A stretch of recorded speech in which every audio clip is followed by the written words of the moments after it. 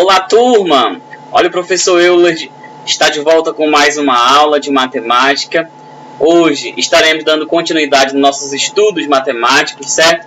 Então já convido você a vir junto participar de mais uma aula. Nessa aula de hoje, nós estaremos fazendo aí uma recapitulação do nosso conteúdo já estudado nesse bimestre. Lembrando que nossa recapitulação estará direcionada aí ao livro didático de vocês, dos assuntos que nós estudamos aqui, né? E chegamos aí à parte da reta final do livro. Então, para a gente entender melhor os exercícios e também já dar prioridade para a avaliação de vocês, nós iremos fazer uma recapitulação do nosso conteúdo, tá bom? Qual foi a unidade, professor? Nós estudamos aqui o capítulo 24, certo? Então, nós vamos fazer uma recapitulação desse capítulo, né? E também mais de outro capítulo 25. Nós estaremos fazendo aí em duas aulas essa divisão. Na primeira aula estaremos falando apenas aí da parte de circunferência e também do estudo das cônicas. E na outra aula nós estaremos falando da matemática financeira, tá bom? Trazendo aqui para vocês um resumo de tudo que nós estudamos, trazendo as fórmulas, né? As dicas que vocês deverão seguir para vocês fazerem uma boa avaliação e com certeza ter um aprendizado bem mais eficiente, tá bom? Bom, então já convido você aí nesse momento a pegar sua agenda, anotar as páginas que o professor vai estar direcionando aí para vocês, o capítulo, né? Os assuntos que vão estar na sua avaliação. Faça essas anotações no caderno, é muito importante que você tenha um resumo no caderno daquilo que a gente está estudando e também preparando vocês aí para as devidas avaliações, tá bom? Bom, então nesse momento, turma, estarei compartilhando com vocês aqui as partes principais do nosso conteúdo programático aí desse bimestre, né? Lembrando que começamos falando aqui sobre a Geometria Analítica 2, estudamos no primeiro bimestre a Geometria Analítica 1, e como eu falei para vocês aqui, a matemática em relação à geometria está dividida em três partes. A geometria plana, a geometria espacial e a geometria analítica, né? Geralmente a geometria plana nós estudamos no fundamental, a geometria espacial na primeira e segunda série, e na terceira série, a série que vocês estão, nós estudamos geometria analítica, certo? É claro que a soma das três geometrias vai formar aí a parte da matemática, né, que estuda o espaço, certo? Em que vivemos. Bom, espaços e formas. Então, acompanhe aí, turma. Vamos lá.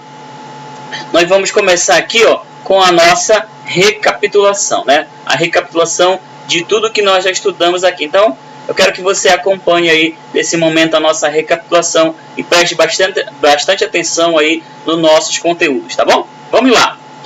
Vamos começar aqui falando do capítulo 24 do livro didático de vocês sobre... E agora, né? E agora o que a gente vai fazer? Capítulo 24, nós vamos falar sobre a circunferência. Você lembra desse assunto?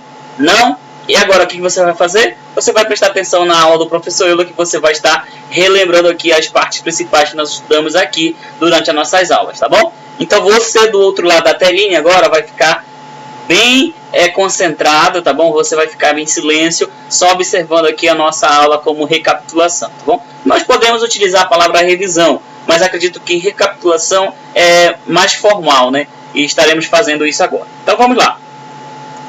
Começamos aí falando sobre coordenadas do centro da circunferência, lembrando que a circunferência é a união de vários pontos, de infinitos pontos aí, equidistantes um ao outro, formando a circunferência, né? Então a circunferência, nós estudamos a definição dela, né?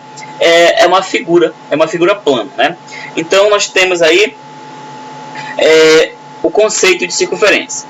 E temos aqui, gente, a primeira parte do nosso conteúdo, né? Que foi estudado sobre as coordenadas do centro da circunferência. Lembrando que a circunferência existe alguns elementos, tá bom? Principais, nós já estudamos aqui, não nessas aulas, mas também estudamos nas aulas anteriores, sobre os elementos que compõem a circunferência. Quais são os elementos, professor? Existe o ponto central, né? Que é o centro da circunferência. Existe o raio, existe o diâmetro, existe corda, existe arco, enfim. Mas o nosso foco aqui no estudo da geometria espacial, da geometria analítica 2, está direcionado aí com coordenadas do centro da circunferência, certo? E também com o raio da circunferência, tá bom? Bom, além dessas informações, vamos também ter as coordenadas do ponto central. Então, como é que eu identifico, professor, a coordenada do ponto central? Observe que nós temos dois eixos, né? O eixo de x, que é o eixo das abscissas, e o eixo y, que é o eixo das ordenadas. E temos aqui a circunferência. Lembrando que a circunferência é a figura aqui, ó, de parte, a parte azul, tá bom? A parte branca aqui é o círculo. Então, não esqueçam, círculo é uma coisa, circunferência é outra, tá bom? E o que seria a circunferência, professor? É somente a borda, né? Digamos aí que você tem uma pizza, você comeu uma pizza, você tem a borda, e a borda seria a circunferência, tá bom? Então, temos aqui os elementos. Lembre-se, o ponto O, que é o ponto central, né? Ele fica aqui no centro da circunferência, ele está equidistante a qualquer ponto aqui da circunferência, ou seja, qualquer ponto que você ligue na borda dela vai ser a mesma distância. E essa distância é essa distância que está aqui, ó, em vermelho, que é o raio, tá bom? A medida do raio. Lembrando que o diâmetro é 2 vezes o raio, ou seja, o diâmetro vai de um lado até o outro da circunferência e divide ela bem no meio, certo? Passando pelo ponto central. Bom, então, coordenada da circunferência, nós vamos ter que observar primeiramente no eixo de x e depois no eixo de y, certo? Então, valores atribuídos a x aqui e o valor a y. Feito isso, nós já conseguimos determinar aí a coordenada da circunferência, beleza? Então, a coordenada aqui nesse caso seria o ponto O, né? O, x0 e y0. Essa seria a coordenada no centro da circunferência. Bom, então, temos também, além da coordenada do centro da circunferência, o raio, né? Lembrando que o raio é essa medida aqui, gente, é do ponto central até a borda. Não esqueçam que se essa circunferência ela tocar no eixo de y e também tocar aqui, ó, de uma forma tangente em eixo de x, a coordenada do raio, ou desculpa, a medida do raio vai ser aqui da origem do gráfico, né, aqui do eixo, até no ponto que ela estiver cruzando aqui o ponto de x, tá bom? A circunferência estiver tocando o eixo de x. Então, o raio é essa distância, né, do ponto central até aqui a parte central da circunferência, tá bom? Beleza. Equação reduzida. Nós estudamos aqui sobre a equação reduzida. Professor, como é que eu consigo identificar a equação reduzida? Essa aqui é a equação reduzida da circunferência. E como é que eu chego até essa equação, professor? Observando as coordenadas, né? Ou seja, a coordenada x menos o ponto A, que nesse caso o ponto A é o x0, certo? E y menos o ponto B, que é o y0 elevado ao quadrado. Tudo isso é igual à medida do raio, né? Do raio elevado ao quadrado. Beleza? Então, essa aí, gente, é a equação reduzida da circunferência. Professor, se porventura a questão não me der a figura, mas me der a informação. Por exemplo, as coordenadas do centro, 3 e 4. E, vamos lá, 3 e 3, né? E o raio 2. Como é que eu faço para determinar a equação reduzida? A coordenada é 3 e 3, então aqui é 3 e aqui é 3. 3 em x, 3 em y. E o raio? O raio é 2, então vai ficar 2 elevado ao quadrado, certo? Com isso, vamos ter x menos 3 elevado ao quadrado, mais y menos 3 elevado ao quadrado, igual a 4. Essa seria a equação reduzida. Gente, a equação reduzida, a única coisa que nós fazemos é substituir as coordenadas aqui no ponto A e B, e também aqui, ó, determinar o valor do raio. É só isso, não precisa eu resolver o que está dentro do parêntese, tá bom? Elevado ao quadrado. Por quê? Porque o que está dentro do parêntese elevado ao quadrado é um produto notável chamado quadrado da diferença de dois termos, né? Então, como é que eu vou fazer? Eu vou só deixar nessa forma aqui, a equação reduzida é desse formato, e aí acabou, tá bom? Lembrando que você precisa só determinar a medida do raio, tá bom? Por exemplo, se o raio for 3, é 3 elevado ao quadrado, que dá 9. E aí ficaria a equação desse jeito, tá bom? Beleza. Além da equação reduzida, temos a equação geral. E de onde é que surge essa equação geral, professor? A equação geral da circunferência, pessoal, ela surge aqui, ó, do desenvolvimento da equação reduzida. Quando você desenvolve essa equação reduzida aqui, ó, e também já com o raio, você encontra essa equação aqui geral. Ou seja, resolva essa reduzida, que aí você consegue chegar na equação geral. Daqui a pouco estarei mostrando para vocês com exemplos numéricos, e vocês vão identificar que a partir daqui, ó, da equação reduzida, eu já consigo determinar a equação geral. E vice-versa, se eu tenho a equação geral, eu posso chegar na equação reduzida, tá bom? Basta eu ter conhecimento aqui sobre produtos notáveis, né? Conhecendo produto notável, eu chego aqui, ó, nessa equação reduzida, tá bom? Beleza? Tranquilo, né? Então, pessoal, de uma forma geral, essa aí é as três primeiras partes com uma questão de circunferência. Determinar as coordenadas do centro de circunferência, determinar o raio, determinar a equação reduzida, determinar a equação geral. São 4, né, perguntas em apenas um gráfico. Então, temos aí essa primeira parte de informação. Tudo bem? Tranquilo? Conseguiu relembrar? Beleza. Você vai relembrar muito mais a partir de agora. Vamos lá. Vamos para o primeiro exemplo. Olha só, pessoal. Dada a seguinte figura, eu quero que nós possamos determinar aqui, vamos colocar para cá. Beleza. Determinar as coordenadas do centro dessa circunferência aqui. Bom, observem. Como eu falei agora há pouco, nós temos que primeiro observar o eixo de x e depois o eixo de y e considerar os pontos, né, das coordenadas do centro da circunferência. Lembrando que o ponto C é o ponto central, certo? A medida do raio é igual a 2, então vamos lá para a nossa informação aqui. Bom, coordenada do centro da circunferência nós temos C, que é igual a xy. X é o valor de x na coordenada e y é o valor da coordenada de y. Professor, mas não seria x0 e y0? Também, certo? x0 aqui é o valor em relação à coordenada do eixo de x e y0 é no eixo de y. Bom, então só observando aqui qual é a coordenada que nós temos. É isso mesmo que você respondeu aí. É 5 e 2, tá bom? Então, a coordenada do centro da circunferência é 5 e 2, tá bom? Deixa eu puxar para cá minha tela que eu vou precisar do espaço. Beleza. Agora nós vamos fazer aí, ó, a segunda pergunta. Vamos lá. Qual é a medida do raio? Bom, aqui tá fácil, como eu falei, porque o raio, gente, nós estamos conseguindo verificar aqui. O valor do raio é igual a 2, né? Tem nem mistério. Mas, professor, se essa circunferência ela estivesse tocando aqui, ó, no ponto 2 e ela tivesse aqui, por exemplo, com essa dimensão tocando em 5, quanto que seria? Bom, se essa circunferência ela tivesse um raio maior de alcance, seria daqui, ó, você iria olhar desse ponto até aqui, ó, até onde ela toca o eixo de x, tá bom? Digamos que aqui você vai ter um ponto, né? Então esse ponto aqui é a distância do raio até o centro da circunferência, tá bom? Então, mas professor, aqui no caso, como é que eu sei que medida? Bom, a questão já deu para você. Mas se porventura a questão não der esse valor, nós estudamos que o raio de uma circunferência do centro até ela é igual a 1, né? Então aqui se não tivesse dado seria 1 medida do centro da circunferência até o raio, tá bom? Beleza. Então, fizemos aí dois itens, né? Vamos para o nosso terceiro item. Nosso terceiro item, com certeza, vai ser determinar a equação geral dessa circunferência. Desculpa, reduzida, né?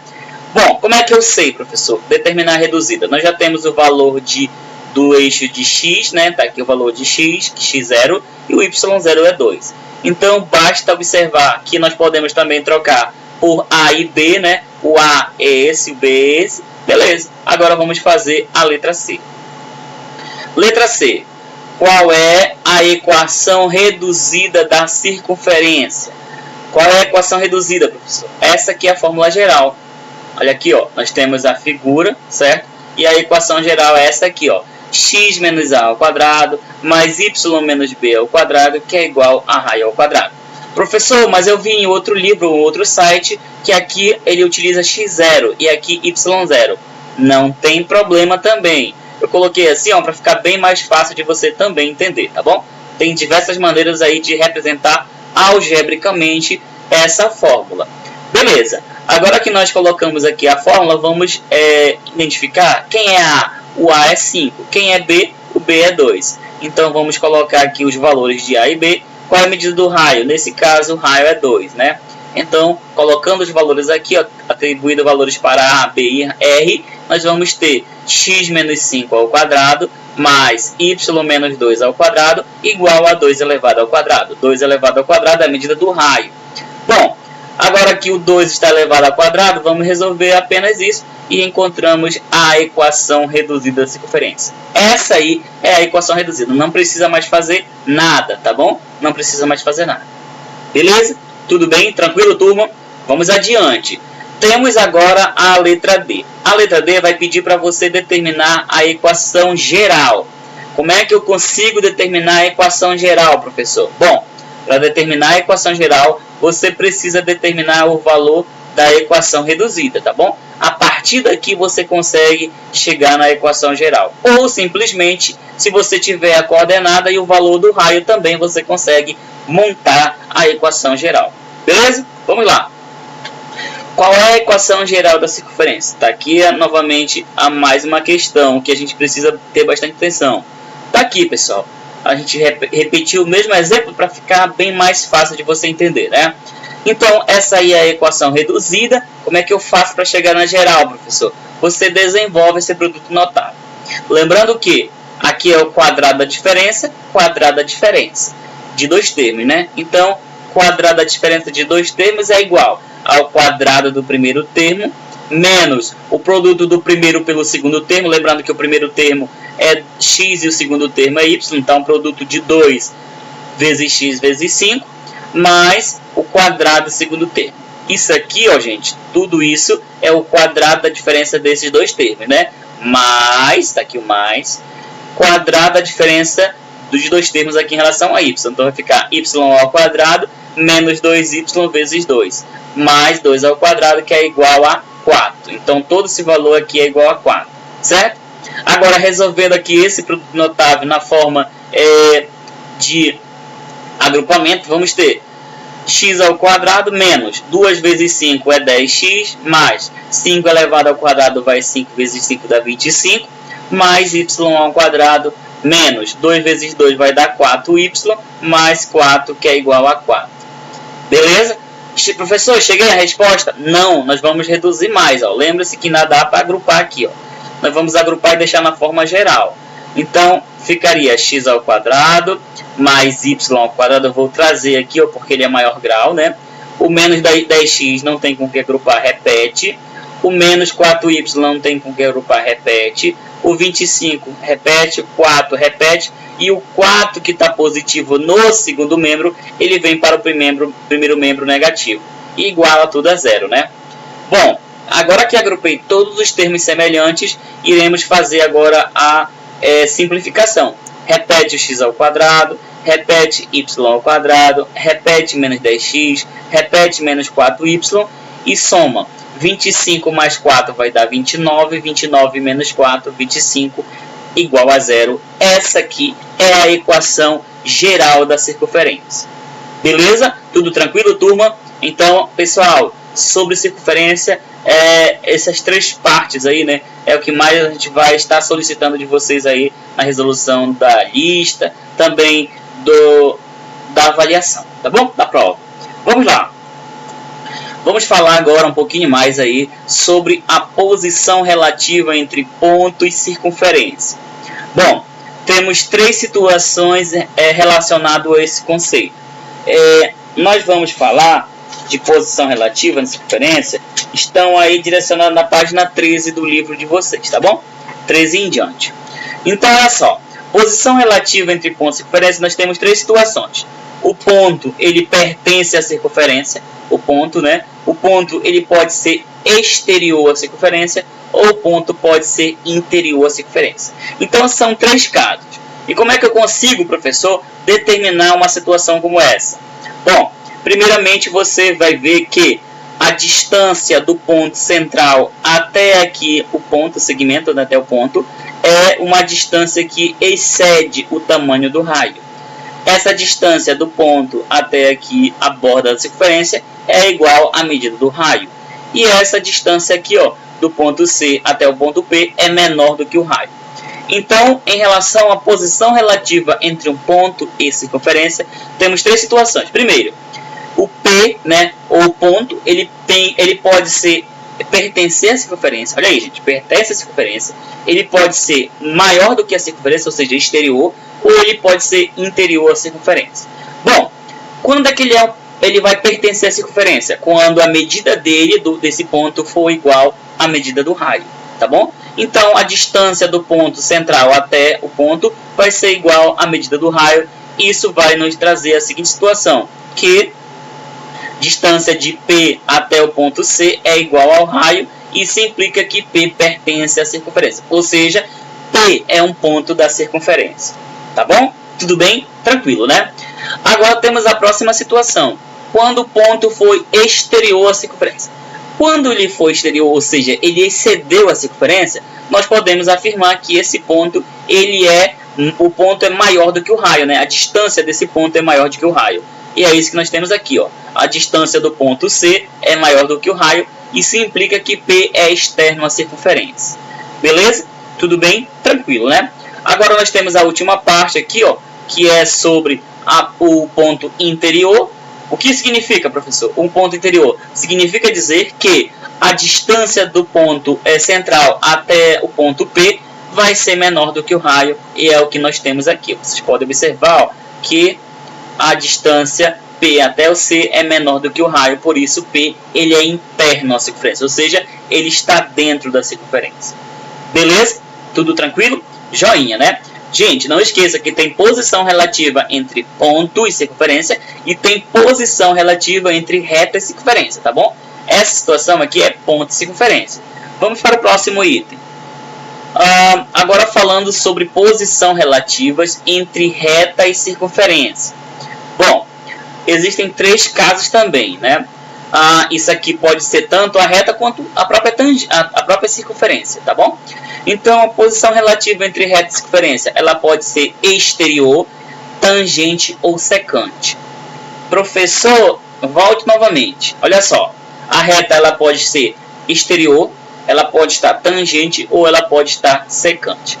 Geralmente, nós utilizamos essa palavra aqui, exterior, como se fosse uma palavra modificada, né? Externa, né? Então, temos a reta externa à circunferência, a reta tangente à circunferência e a reta secante à circunferência. Beleza. Mas o que significa, professor, esses 3 tipos de reta? Simplifique para nós. Bom, em relação à posição relativa dela, exterior significa que ela não toca na circunferência. A tangente, ela toca em apenas um ponto na circunferência. E a secante, ela toca em 2 pontos na circunferência. Bom, então nós podemos dizer o seguinte, que a distância do ponto O até a reta R, né, a distância do O até o ponto R é maior do que a medida do raio, ou seja, ela excedeu, né?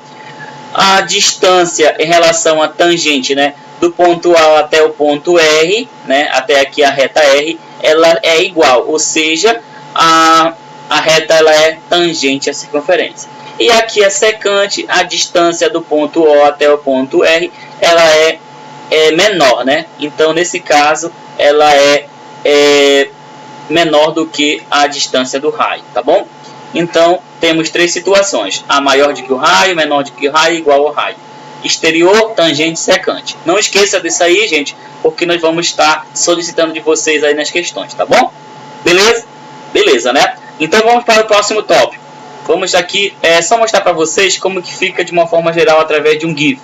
Olha aí, gente, os elementos da circunferência. Temos aqui o raio, né?